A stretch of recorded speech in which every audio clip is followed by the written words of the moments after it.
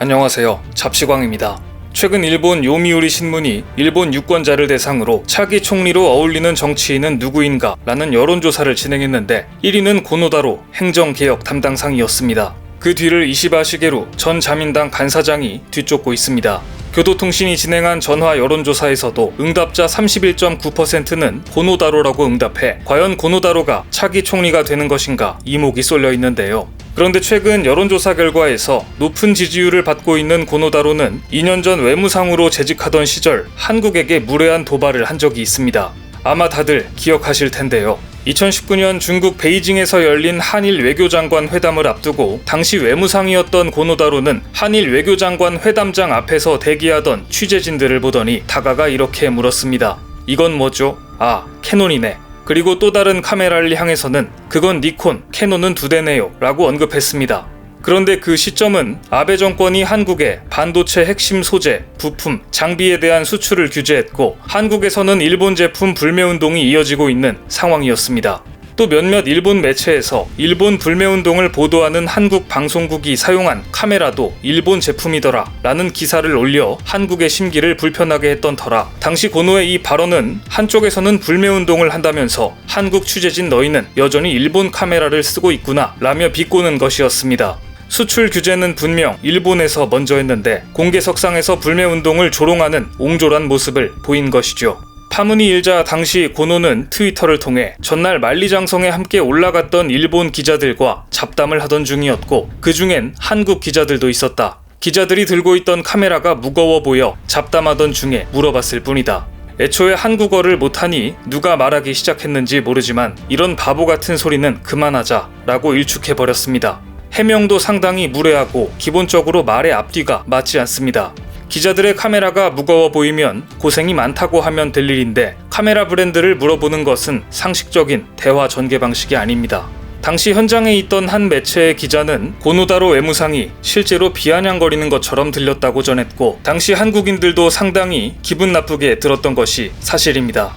그런데 그로부터 2년이 지난 지금 고노다로가 자랑하던 일본의 카메라 기업들은 차세대 카메라 기기의 변화를 주도하는 한국의 신기술 덕분에 사라질 위기에 처해 있습니다. 고노다로의 옹졸한 트집에 실력으로 통쾌한 복수를 해준 것인데요. 최근 삼성전자는 업계 최초로 2억 화소의 벽을 뛰어넘는 모바일 이미지 센서 아이소셀 HP1과 업계 최소 크기의 듀얼 픽셀 이미지 센서 아이소셀 GN5를 공개했습니다. 아이소셀 GN5는 1.0 마이크로미터 픽셀 5천만 개를 구현한 업계 최소 크기의 듀얼 픽셀 제품입니다. 일반적으로 픽셀에는 빛을 모으는 포토다이오드가 1개 있는데 듀얼 픽셀 제품에는 모든 픽셀이 2개의 포토다이오드를 탑재합니다. 듀얼 픽셀을 사용하면 센서의 모든 픽셀이 초점을 맞추는 동시에 색 정보도 받아들일 수 있어서 화질 손상 없이 빠르고 정확한 자동 초점 기능을 구현할 수 있게 되는 것이죠. 삼성전자는 지난 2019년 메모리 반도체 설계 기술과 노하우를 바탕으로 업계 최초로 1억 800만 화소 이미지 센서를 출시한 이후 2년 만에 다시 업계 최초로 2억 화소 제품을 출시하면서 이제 차세대 모바일 기기의 카메라 변화를 확실히 주도하게 된 것입니다. 그간 이미지 센서는 소니, 니콘, 캐논 등 일본 기업들이 강세를 보이던 분야입니다. 그런데 삼성전자는 아직 정확한 기업명까지 공개하지는 않았지만 올 하반기 글로벌 완성차에 삼성의 차량용 이미지 센서를 공급하게 됐다고 발표했습니다. 이어 현재 세계 2위인 삼성전자 이미지 센서 사업을 공격적으로 시장 점유율을 높이고 있고 2030년 이전에 현재 글로벌 1위인 소니를 제치고 1위로 올라선다는 포부를 밝혔습니다. 삼성전자는 지난 2018년 차량용 이미지 센서 브랜드 아이소셀 오토를 출시하며 차량용 이미지 센서 사업에 뛰어들었는데 늦게 뛰어들었지만 단숨에 선두권으로 뛰어올랐으며 최근 내놓은 아이소셀 오토 4AC는 올해 하반기 출시될 글로벌 완성차 브랜드 차량에 탑재될 예정입니다. 차량용 이미지 센서는 궂은 날씨는 물론이고 폭염과 폭설도 이겨내야 하는 기기입니다. 최소 5년 이상의 내구성이 요구되며 모바일용 제품보다 성능과 온도, 안전평가에서 훨씬 까다로운 수준을 요구하기 때문에 제품 기획부터 생산까지 완성차 업체와 긴밀하게 협업해야 하고 개발 기간도 오래 걸리는 것으로 유명합니다.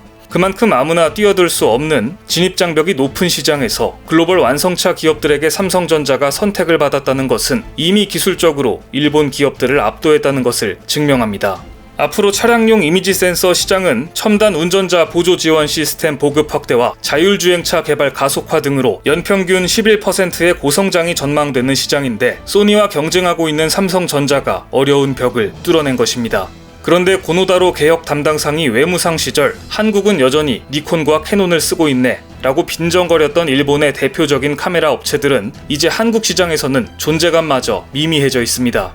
한때 국내 카메라 시장에서 1위 자리를 놓고 신경전을 벌이던 니콘과 캐논의 영광은 2019년 일본 제품 불매운동이 확산되자 내리막길을 걷다가 코로나19 사태로 카메라 수요가 완전히 꺾이면서 매출이 2년 연속 곤두박질해버렸습니다. 니콘은 지난 2013년부터 매출이 급격하게 줄어들기 시작해 8년 전 2천억 원에 육박하던 매출은 최근에는 6분의 1로 쪼그라들었고 영업 손실이 8억 7천만 원이나 되는 등 적자로 전환했습니다.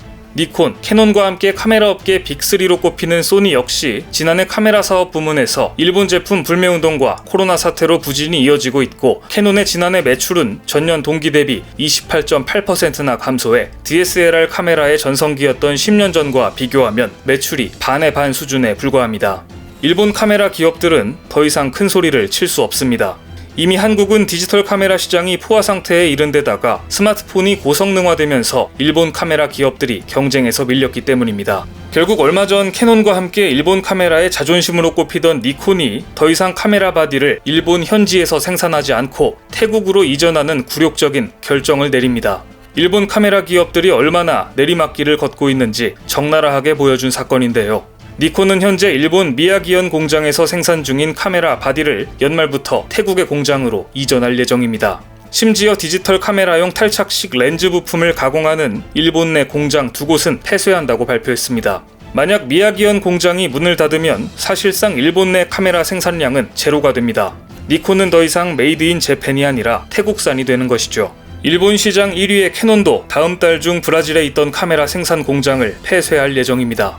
디지털 카메라 수요가 급감하면서 더는 해외 시장에서 많은 물량을 생산할 필요가 없어졌기 때문입니다. 그런데 일본의 자존심이었던 카메라 업계의 몰락은 2010년을 기점으로 줄곧 내리막길을 걷고 있는데요. 그 시기는 바로 삼성의 스마트폰 사업이 본격화된 시기와 딱 맞물리는 시기였습니다. 삼성이 반도체에 이어 스마트폰으로도 애니콜 신화를 거쳐 갤럭시 시리즈로 세계 시장을 선도하며 애플과 대등한 기술력을 확보한 것과는 달리 일본의 카메라 업체들은 옛날의 영광에 머무르며 스마트폰 카메라에 시장을 내주고 만 것입니다. 지난 10년 사이 스마트폰 카메라 성능은 대폭 향상돼 지난해 1억 화소 카메라가 출시된 데 이어 내년엔 2억 화소 카메라까지 등장할 전망입니다. 스마트폰 카메라 시장은 이미 이렇게 발전한 것입니다. 이 추세라면 조만간 취재 현장에 삼성이나 애플의 스마트폰 카메라로 취재하는 기자들만 있을 뿐 캐논이나 니콘 카메라는 구경하기 힘든 세상이 올 것 같은데요. 한국의 삼성전자는 2억 화소 이미지 센서를 장착한 스마트폰을 실제 준비 중입니다. 내년 상반기 플래그십 스마트폰인 갤럭시 S22 울트라에 2억 화소 카메라를 탑재할 예정인데요. 고노다로가 지금과 같은 상황을 보고 뭐라고 할 것인지 궁금합니다. 차기 일본 총리가 누가 되든 거의 모든 분야에서 한국이 일본을 압도하는 흐름을 바꾸는 것은 어려울 것으로 보입니다. 오늘 준비한 소식은 여기까지입니다. 댓글을 통한 여러분들의 많은 의견 기다리겠습니다. 많은 분들의 생각이 모였을 때 진정 가치 있는 지식이 완성될 것입니다. 시청해주셔서 감사합니다.